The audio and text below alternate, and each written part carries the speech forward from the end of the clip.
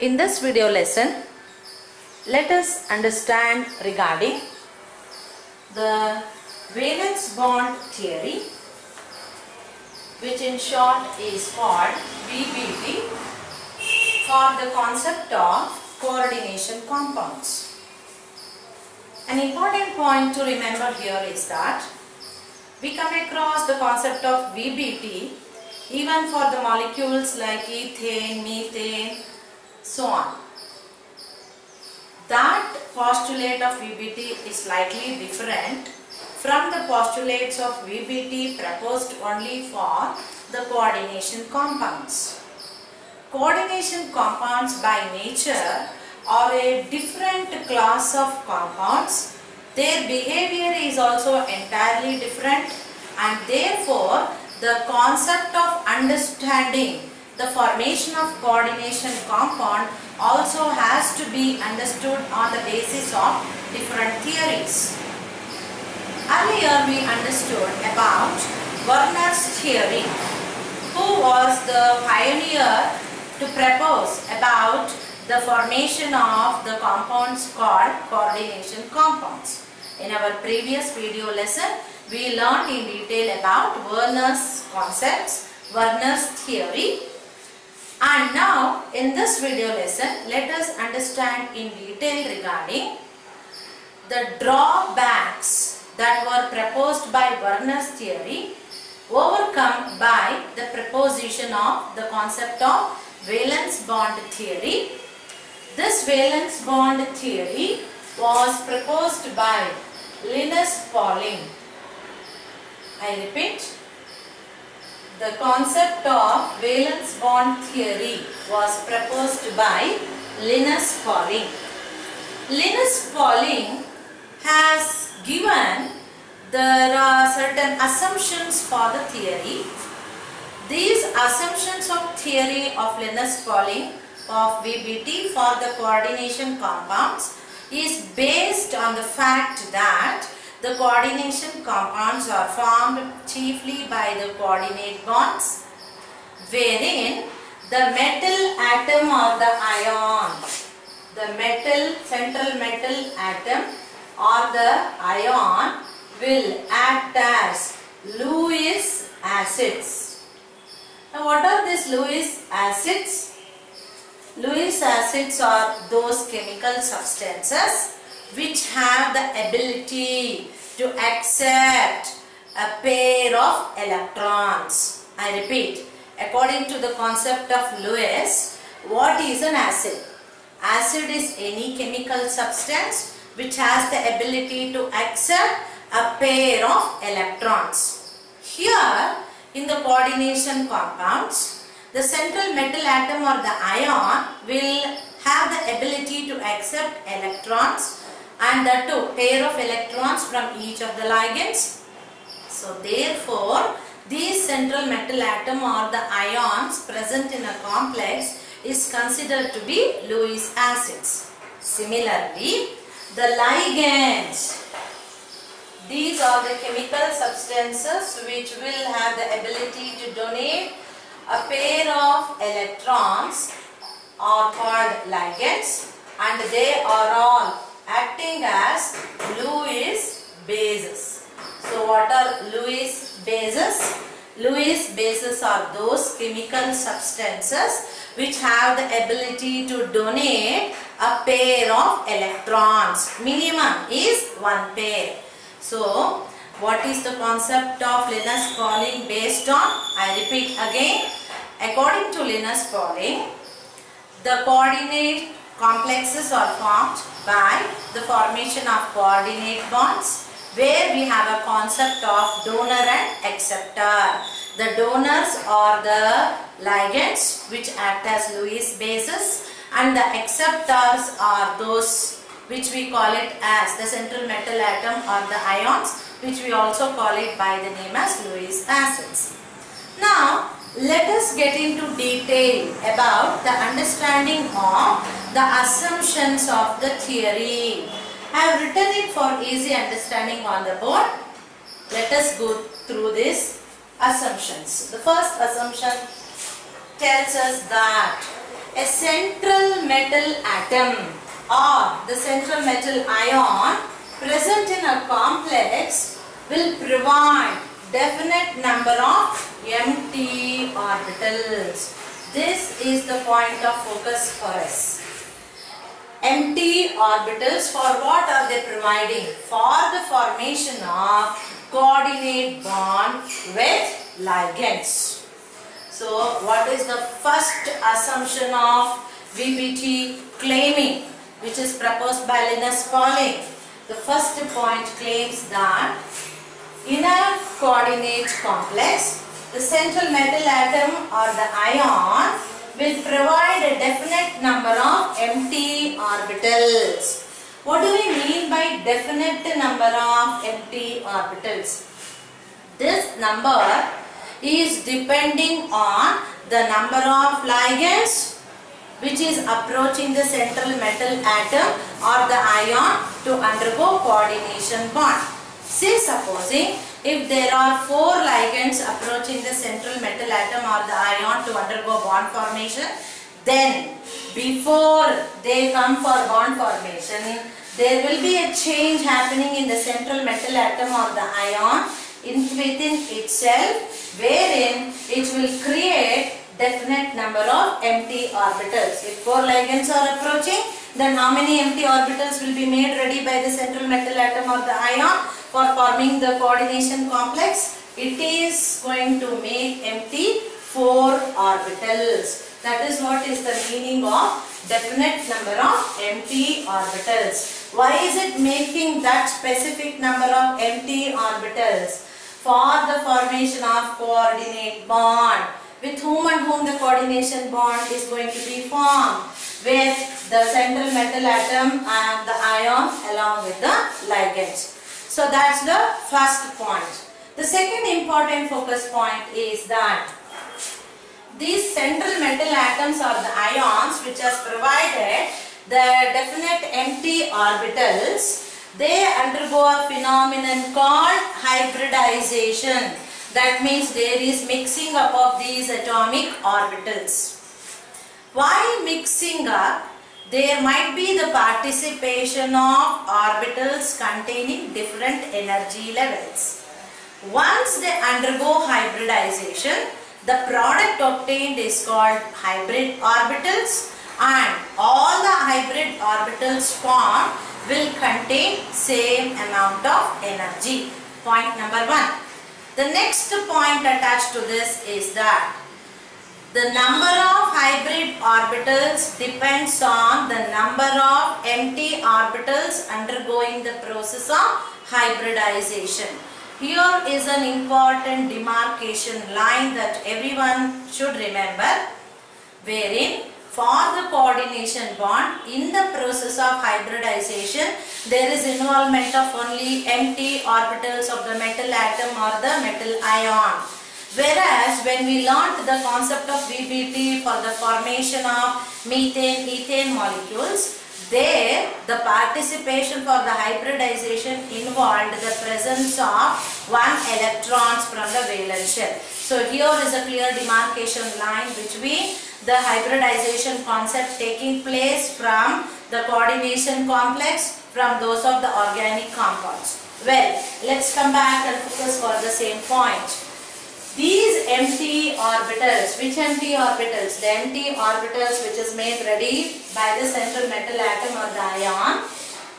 These empty orbitals of the metal hybridize. That means they undergo mixing up and form the same number of hybrid orbitals. So the number of hybrid orbitals formed will be same as the number of atomic orbitals undergoing the process of hybridization.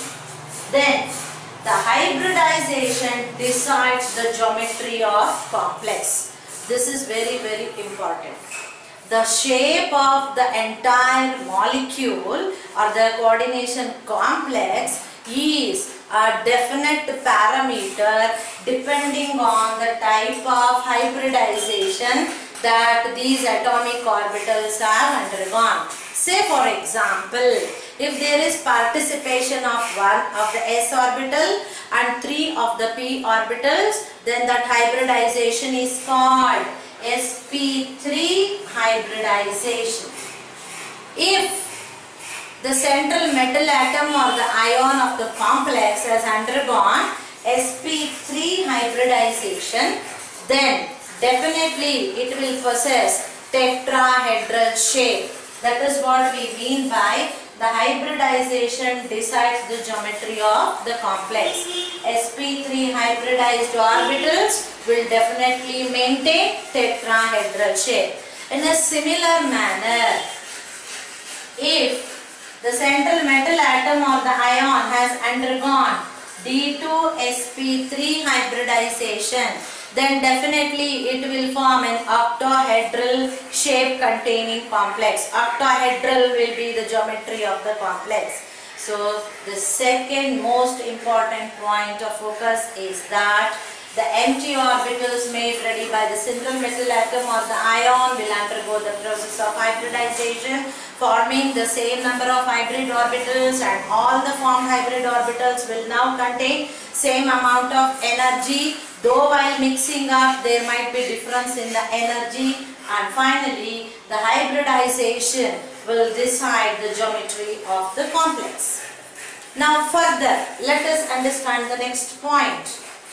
Each ligand has at least one orbital containing a lone pair of electrons. The next focus point in point number 3 is that each ligand, as I told you, ligands are the chemical substances which have the ability to donate a pair of electron. Minimum is one pair.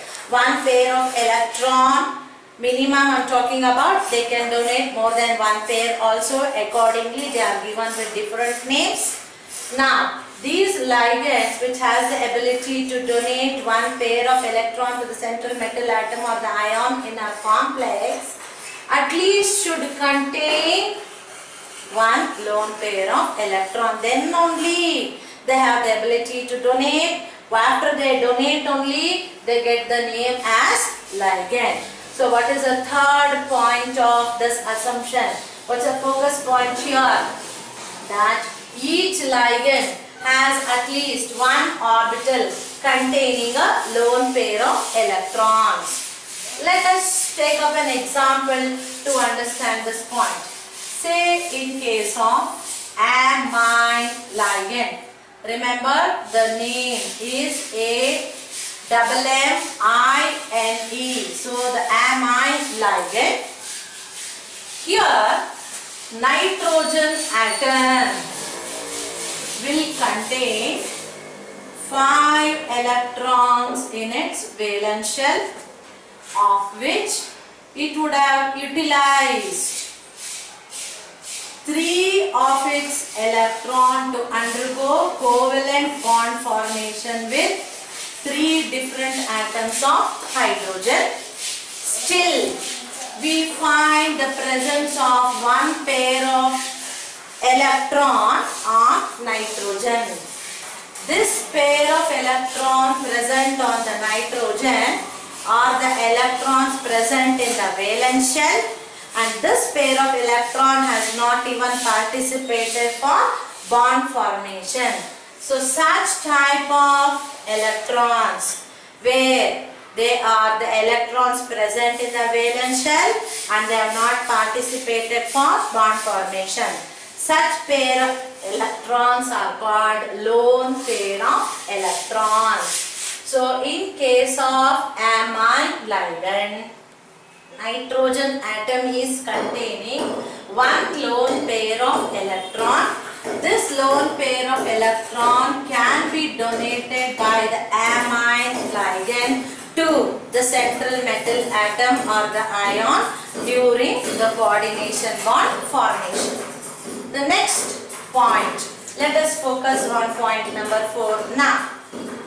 The empty hybrid orbitals of the central atom or the ion overlap with the filled orbitals of the ligands, forming the ligand metal coordinate bond. the next important assumption of the VBT theory is that we understood from this point number 2 that the metal atom or the ions will be ready with the hybridized orbital.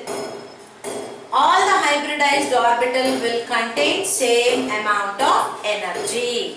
Now what will happen to these hybrid orbitals which are actually empty?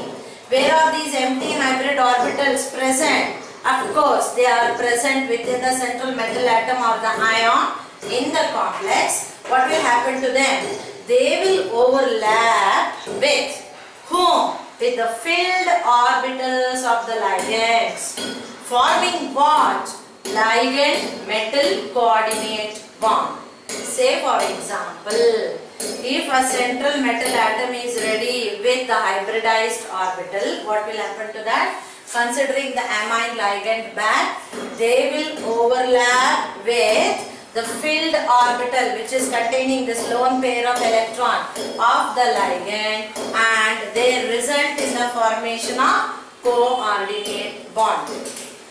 A simple representation of a coordinate bond is by writing an arrow. Base of the arrow will start from the ligand, the head will be facing the acceptor, and who is the acceptor here? Metal. So therefore, the empty hybrid orbitals of the metal atom or the ion will overlap with the filled orbitals of the ligands, forming what? Ligand metal coordinate bond. So thus the coordination bond formation is completed. Now after that, what are the next important focus point? After once the coordinate bonds have been formed and coordination sphere is ready, what are these other points to be focused on? Now the coordinate bond, number of coordinate bonds formed is called coordination number. The coordination number depends on the number of ligands undergoing the coordination bond formation with the central metal atom or ion in the complex. Now, during the formation of the hybrid orbitals within the central metal atom or the ion, if there is involvement of d orbitals, then they can result in the formation of two types of complexes. I repeat, here is another point number 5 of the VBT assumption, which is giving us the point regarding the formation of inner orbital complex or outer orbital complex. Now this inner orbital complex formation or the outer orbital complex formation is purely dependent on the participation of d orbitals. Say supposing if there is a hybridization of the d orbital, then we need to consider and then tell about whether the formed complex is inner orbital complex or outer orbital complex. As we see in this particular case of hybridization, D2sp3. This is an example of inner orbital complex. Now if I were to ask the same question for this particular hybridization of sp3, then I do not have to mention whether it is inner orbital or outer orbital because there is no involvement of d orbital. Now depending on the participation of d orbital only for the process of hybridization, it comes into picture about the formation of two different types of orbital complexes. One is the inner orbital complex, one more is the outer orbital complex. Let us understand what it means. If the participating d orbital belongs to inner shell, then we write it as n minus 1d, where n is the valence shell and the d orbital is not belonging to the valence shell, it is a penultimate shell, last but one shell. So therefore we need to write the representation as n minus 1 and n minus 1 of d orbital. If the participating d orbital belongs to inner valence shell, then such complexes are called inner orbital complexes or low spin complexes.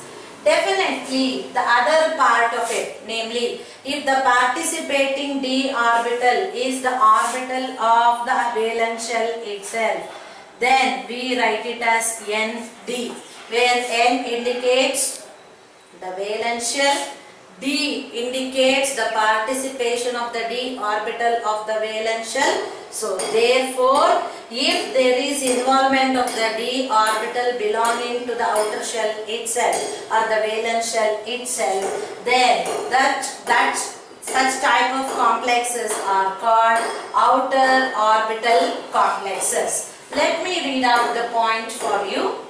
Inner or outer orbital complexes are formed depending on the involvement of the d orbitals of the metal atom or ion in the process of hybridization.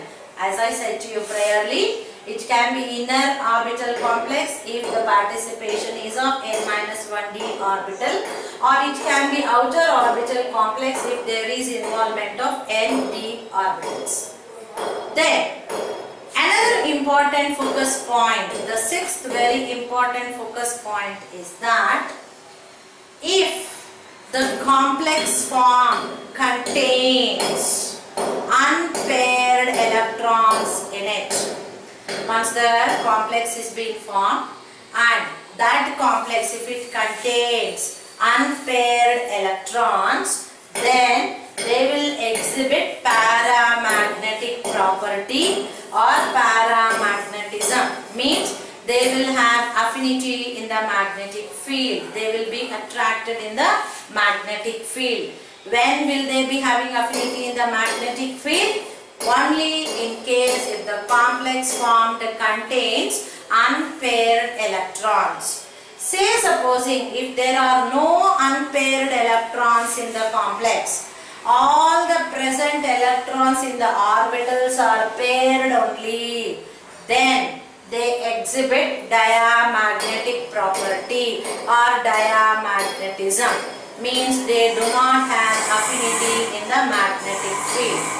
So therefore, whether a complex is having an affinity in the magnetic field or not experiencing affinity in the magnetic field is purely dependent on the presence of unpaired electrons. If more than one unpaired electron is present, then they will have pronounced paramagnetic property, and if there are no unpaired electrons at all, then they will exhibit diamagnetic property. If the complex contains only one unpaired electron, still it will exhibit paramagnetic property. So therefore, these are the important postulates of the VBT concept, valence bond theory concept proposed by Linus Pauling in order to overcome certain drawbacks of Werner's theory. In my next video, I will be covering regarding the formation of octahedral and then tetrahedral complexes based on the concept of VBT. Please watch these videos for better understanding of the concept. Thank you.